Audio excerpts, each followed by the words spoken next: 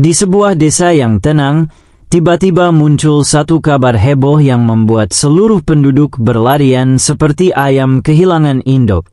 Seorang janda cantik bernama Janda Maryam melaporkan bahwa barang-barang pribadinya, terutama pakaian dalam, selalu hilang tiap malam. Bukan hanya satu atau dua, tapi hampir seluruh isi lemari lenyap seperti dicuri angin. Penduduk panik. Para pria pura-pura tidak tahu apa-apa. Para ibu-ibu bergosip di sumur. Sedangkan anak-anak mengira itu ulah jin iseng.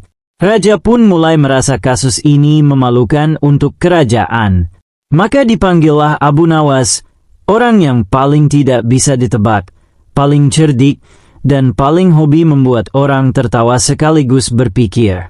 Abu Nawas, kata raja, tolong selesaikan kasus ini. Nama kerajaan bisa rusak kalau pencuri pakaian dalam janda dibiarkan berkeliaran. Abu Nawas tersenyum tipis. Baik, Paduka. Tapi izinkan saya menggunakan cara saya sendiri. Raja mengangguk, meski wajahnya pasrah penuh kecurigaan. Dan disinilah petualangan kocak itu dimulai. Ketika Abu Nawas tiba di rumah Janda Maryam, ia langsung disambut dengan histeris. Abu Nawas, tolong, entah makhluk apa yang mencuri pakaian dalam saya. Habis. Semua habis. Bahkan yang belum saya pakai. Abu Nawas menahan tawa. Tenang, Maryam. Kalau pencurinya sampai mencuri yang belum dipakai, berarti dia pencuri yang punya selera khusus, gumam Abu Nawas, sambil mencatat sesuatu. Maryam melotot. Jangan bercanda. Ini serius. Tenang, justru karena ini serius, saya harus bercanda sedikit agar otak saya bekerja, jawab Abu Nawas. Abu Nawas mengamati setiap sudut rumah. Lemari Maryam kosong. Jendela tidak rusak. Pintu tidak terbuka paksa. Pencuri ini bukan orang biasa.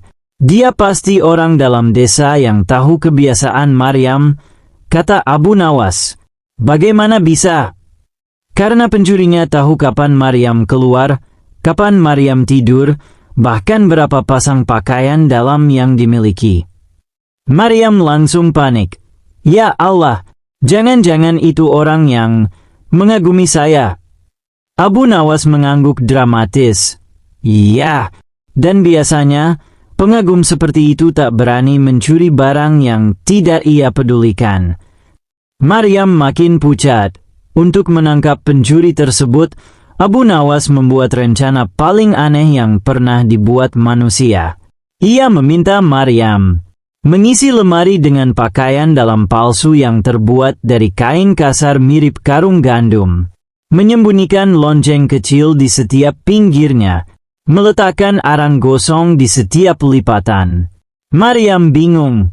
Ini rencana atau jebakan masak-masakan? Abu Nawas menjawab, percayalah, pencuri akan terkena perangkap paling memalukan dalam sejarah. Abu Nawas bersembunyi di balik tumpukan gandum. Maryam pura-pura tidur. Rumah sunyi. Tiba-tiba, krecek, krecek. Lonceng di lemari berbunyi pelan. Tling, tling. Abu Nawas mengintip. Seseorang sedang mengintip dari jendela. Sosok itu menyelinap masuk seperti kelelawar patah sayap. Gelagatnya jelas.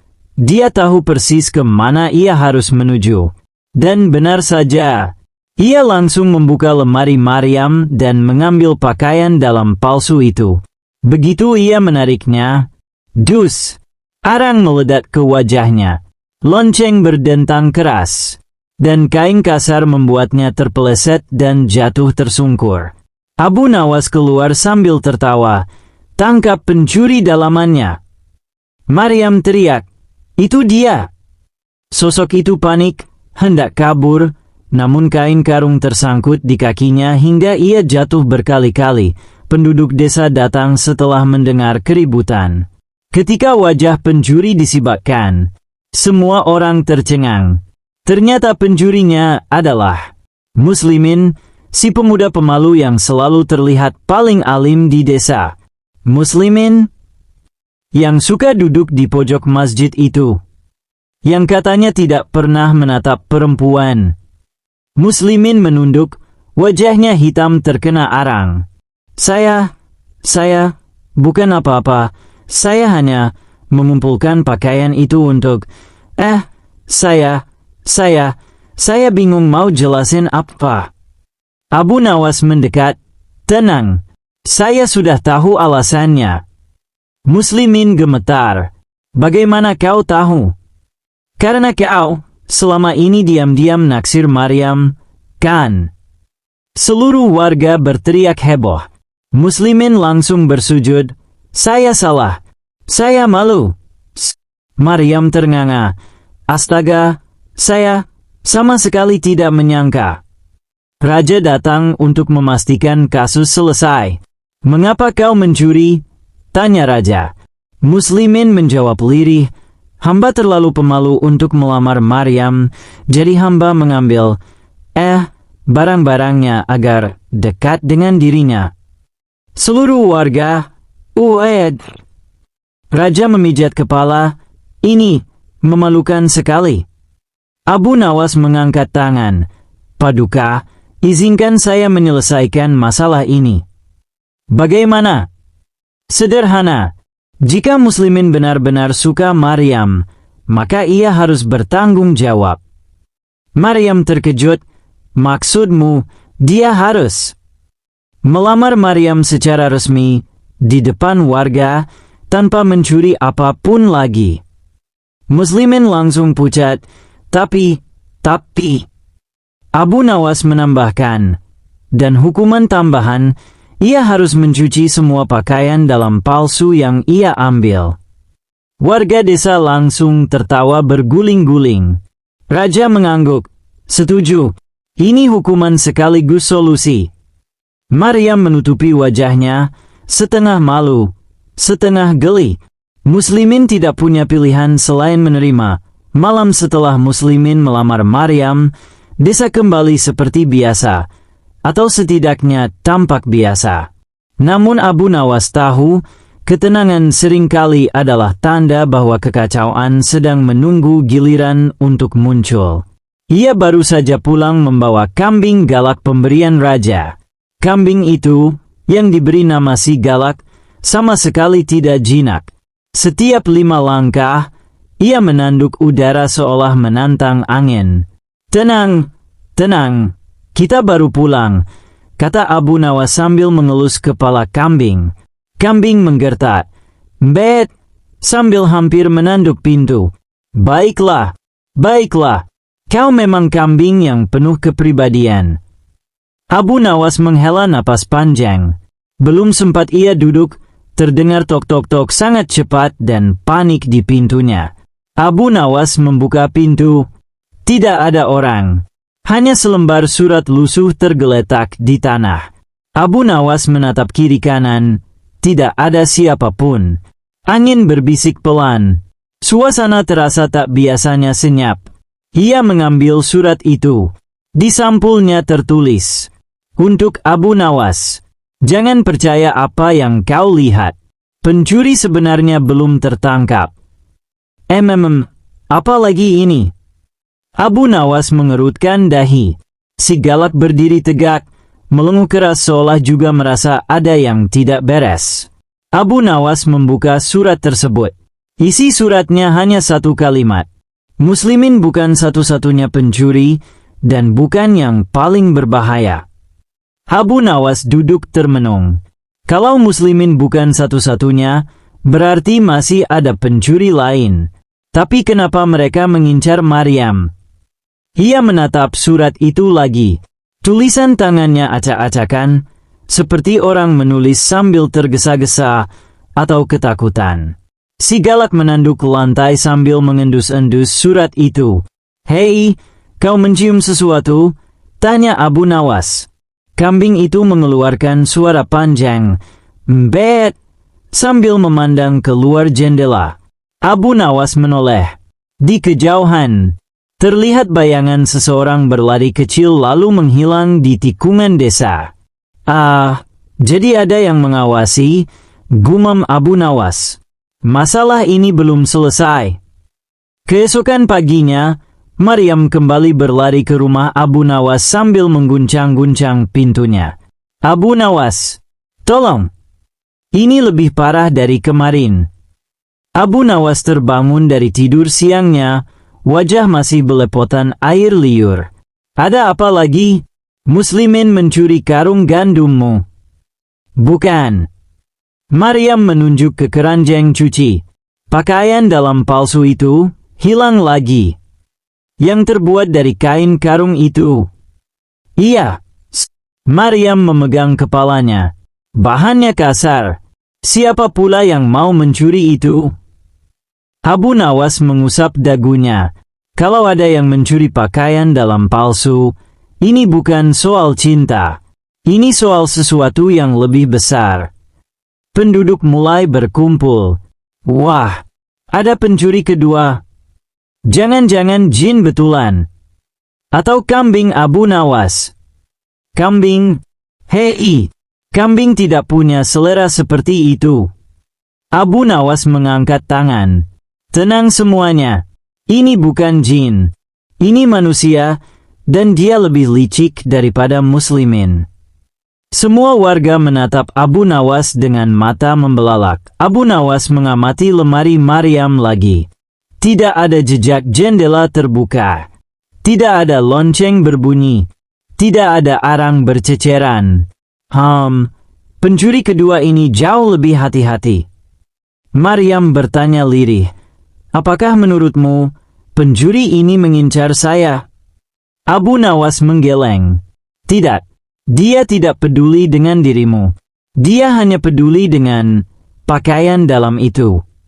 Maryam menjerit, astaga, apa macam-macam ini? Warga mulai heboh lagi. Kenapa ada orang yang tertarik pada kain karung? Itu kan gatal. Atau dia menggunakannya untuk ritual? Atau untuk menjebat kambing? Atau dia buka toko kain aneh? Abu Nawas hanya tersenyum. Saya punya dugaan. Ia menatap si galak yang sedang mengendus jejak ke arah timur desa. Dan dugaan itu membawa kita ke orang yang tidak pernah kita curigai. Abu Nawas menemukan sesuatu dekat pintu belakang. Jejak kecil hitam seperti sisa arang halus. Maryam, semalam kau memasak dengan arang. Tidak. Saya memakai kayu. Berarti jejak itu berasal dari orang yang mencuri pakaian dalam palsu. Abu Nawas mengendus arang itu. Ada aroma minyak. Minyak apa ini? Ia mencium lebih dekat. Ini minyak untuk roda gerobak. Warga langsung berbisik. Gerobak? Siapa yang punya gerobak? Hanya beberapa orang. Abu Nawas berdiri. Wajahnya serius namun matanya berkilat jenaka. Aku tahu siapa pencurinya. Warga menahan napas. Dan lebih mengejutkan, orang ini lebih cerdik daripada muslimin, lebih cepat daripada pencuri biasa, dan lebih licik daripada kucing lapar. Maryam bertanya pelan, siapa dia? Abu Nawas tersenyum lebar. Pencuri ini adalah orang yang setiap hari lewat depan rumah kalian, membawa gerobak, berpura-pura tidak tahu apa-apa. Warga mulai memikirkan satu nama, Jalaluddin, si tukang arang keliling. Penduduk terkejut. Benar, dia selalu bawa arang. Dia punya gerobak beroda minyak. Tapi, untuk apa dia mencuri pakaian dalam? Abu Nawas mengangkat satu jari. Itulah misteri sebenarnya.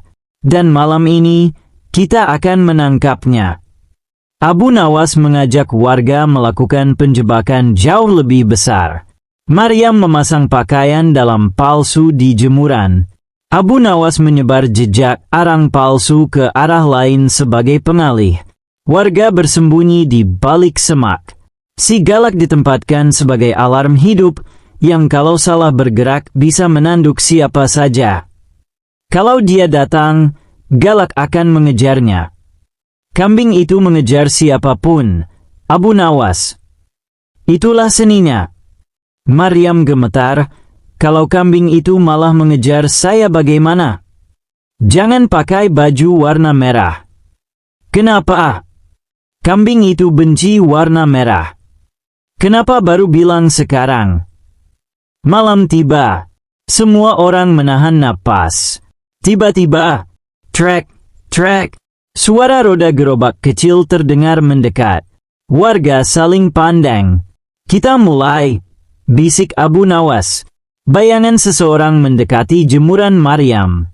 Ia memegang pakaian dalam palsu itu, mengendusnya, lalu memasukkannya ke dalam karung. Abu Nawas berteriak, "Jangan gerak, Jalaluddin!" Namun Jalaluddin panik dan kabur. Abu Nawas memberi aba-aba. "Galak, tangkap!" Si galak langsung melesat seperti panah. Bad! Semua warga berhamburan lari karena takut tertanduk.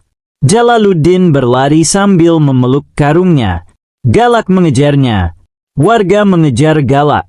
Abu Nawas mengejar warga. Pemandangan kacau itu menjadi parade paling kocak sepanjang sejarah desa. Akhirnya, Jalaluddin terpeleset dan terjatuh. Si galak menanduk gerobaknya hingga terbalik. Abu Nawas tiba. "Jalaluddin, mengapa kau mencuri pakaian dalam palsu itu?"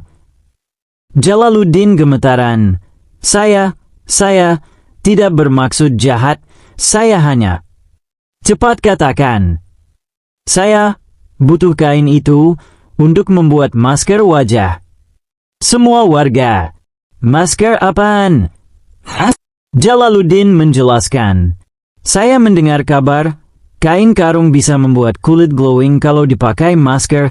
Saya pikir, ya, saya coba saja, tapi saya malu kalau beli, jadi saya ambil saja."